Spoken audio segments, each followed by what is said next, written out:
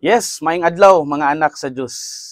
Kay nahuman naman ang lubong sa Santo Papa, ang tibuok kalibutan dili gyud malikayan nga maniid na sa mga datos o personalidad sa mga posible nga muhulip sa namatay nga Santo Papa nga si Pope Francis.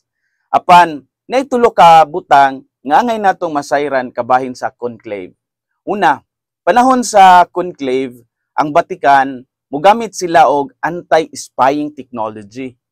Of course, dili jud malikayan nga daghang magmarites ani nga proseso. Mao nga ang Vatican nagamit og anti-spying technology.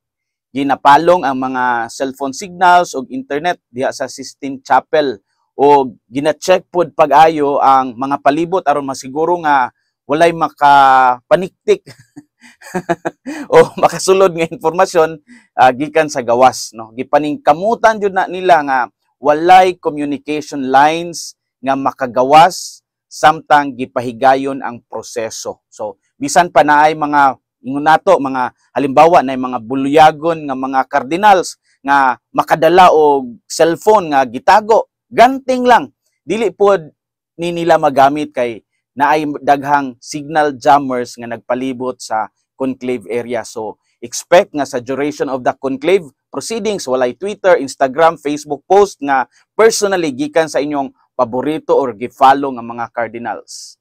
Ikaduha, ang bugtong nga communication live line sa conclave gikan sa outside padung sa outside world mao ang chimney sa ibabaw sa Sistine Chapel.